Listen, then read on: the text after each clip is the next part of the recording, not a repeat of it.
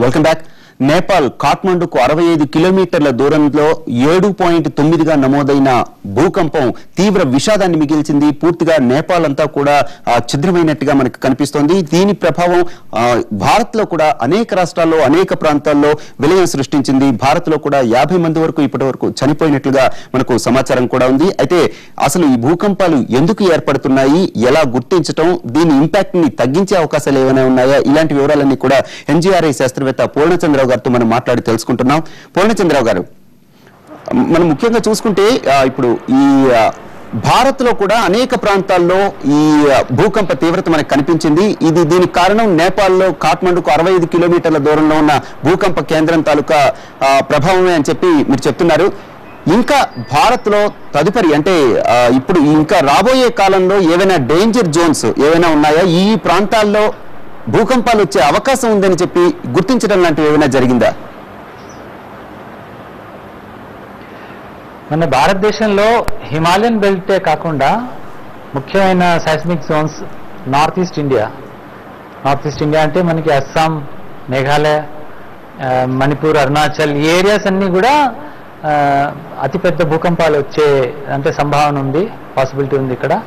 ఇది కాక అండమాన్ ఏరియా, ఇందులో మనం ఆల్రెడీ 2004లో చూసాము 9.1 మ్యాగ్నిట్యూడ్ ఎర్త్క్వేక్ వచ్చింది, దానివల్ల సునామీ కూడా సంభవించింది. అది కాక నార్త్ వెస్టర్న్ ఇండియా, ఇప్పుడు గుజరాత్ ప్రాంతంలో భుజ్ ఏరియాలో కూడా ఆల్మోస్ట్ 8 మ్యాగ్నిట్యూడ్ దగ్గరలో ఎర్త్క్వేక్ రావడం జరిగింది. సో ఇవి మేజర్ సైస్మిక్ జోన్స్ అన్నమాట.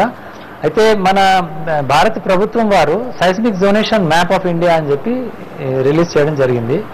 అంటే there was a committee formed through the bureau of Indian standards. వీళ్ళు కృషి చేసి మన సైస్మిక్ జోన్స్ తయారు చేశారు భారతదేశానికి. So we have zones 2 to 5 అనమాట. ఇంతకుముందు 1 ఉండేది, దాన్ని తీసేశారు. బికాజ్ 1 అంటే నో డేంజర్ అని అనుకునేవాళ్ళు.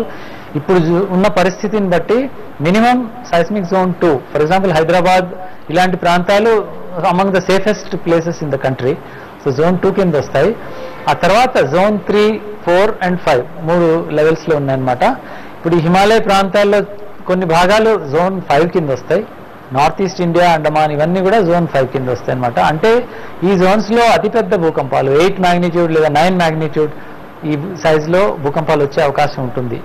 అలాగే ఇవన్నీ ప్లేట్ బౌండరీస్, మోస్ట్లీ ప్లేట్ బౌండరీస్లో ఉంటాయి. అంటే ఏంటంటే ప్లేట్లు ఢీకునే ప్రాంతాలు, స్ట్రెస్ ఎక్కువగా ఎక్కడైతే బిల్డ్ అవుతుందో అటువంటి ప్రాంతాల్లో జోన్ 5 అంటాం మనం. ఇప్పుడు విదిన్ ద ప్లేట్ అంటే ప్లేట్ లోపల కూడా ఒత్తిడి వల్ల భూకంపాలు రావచ్చు. అయితే ఇవి అంత పెద్దవి ఉండవు. ఫర్ ఎగ్జాంపుల్ మనం ఆంధ్రప్రదేశ్, తెలంగాణ ఏరియాసే తీసుకుందాం. You have a seismic zone in the Godavari belt. So 1969లో భద్రాచలంలో వచ్చింది లార్జెస్ట్ ఎర్త్క్వేక్ మన స్టేట్స్లో చూసినది, అటువంటిది 5.7 మ్యాగ్నిట్యూడ్. అది కాక మనకి ఒంగోలులో, ఆ తర్వాత విజయనగరంలో కూడా అరౌండ్ 5+ ఎర్త్క్వేక్స్ వచ్చినాయి. కానీ మనం ఎప్పుడు కూడా మోర్ దాన్ 6 మ్యాగ్నిట్యూడ్ ఎర్త్క్వేక్స్ మనం చూడలేదు అండ్ ఎక్స్పెక్ట్ కూడా చేయట్లేదు.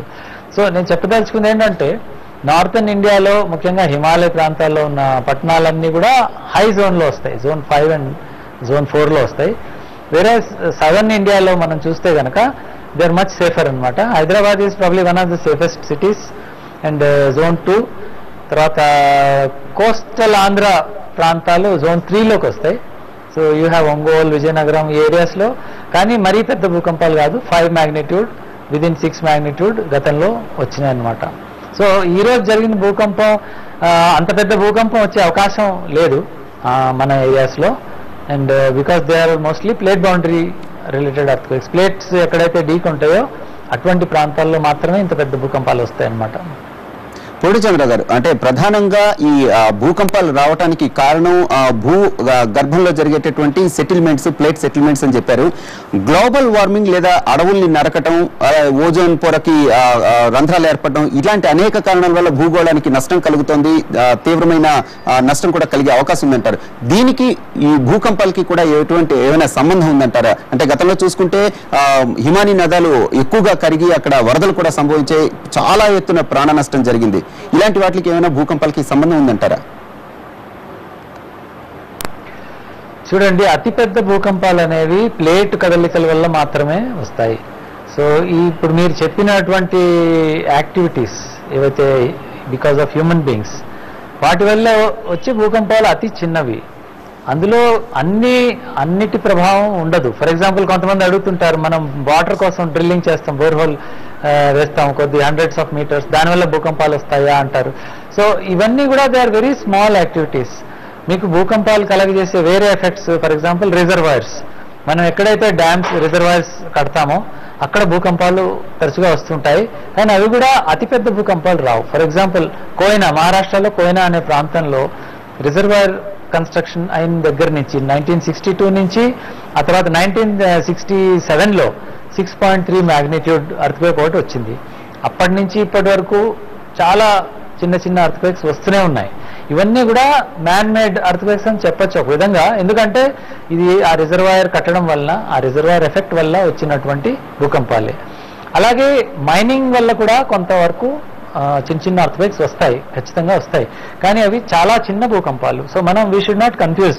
ఇప్పుడు ఈ రోజు వచ్చినటువంటి భూకంపం మనం క్రియేట్ చేసింది కాదు, అంత పెద్ద భూకంపాలు సృష్టించే కెపాసిటీ మనకు లేదు. ఇది entirely because of nature. So large earthquakes, great earthquakes are totally because of nature. It's not because of human activities. Okay, thank you very much Purnachandrarao గారు. మంచి వాల్యుబుల్ విషయాలన్నీ కూడా తెలియజేశారు. Thank you very much sir. One second, ఇది చూసాం కదండి, నేపాల్లో కాఠ్మండూకు 65 కిలోమీటర్ల దూరంలో భూకంప కేంద్రం నమోదై నేపాల్ అంతా కూడా పూర్తిగా ధ్వంసమైంది. ఆ ప్రభావం వల్లే భారత్ లో కూడా అనేక ప్రాంతాల్లో చిన్న చిన్న భూకంపాలు, స్వల్ప భూకంపాలు సంభవించాయి. మొత్తంగా చూసుకుంటే భారత్ మొత్తంగా 50 వరకు మనుషులు కూడా చనిపోయినట్టుగా తెలుస్తోంది. అలానే చాలా ప్రాంతాల్లో ఆస్తి నష్టం ఎక్కువగా జరిగింది, చాలా బిల్డింగ్స్ అన్ని కూడా పడిపోవటం చూసాం. అయితే ఇటువంటి భూకంపాలన్నీ సంభవించేటప్పుడు ఎటువంటి జాగ్రత్తలు తీసుకోవాలి, అలానే ఇటువంటి ఏ ప్రాంతాల్లో ఏర్పడతాయి అనే విషయాలన్నీ కూడా మనకు ఎన్జీఆర్ఐ శాస్త్రవేత్త పూర్ణచంద్రరావు గారు తెలియజేశారు. ఇవి ఇప్పటి వరకు ఉన్న అప్డేట్స్. చూస్తూనే ఉండండి ఎన్టీవీ.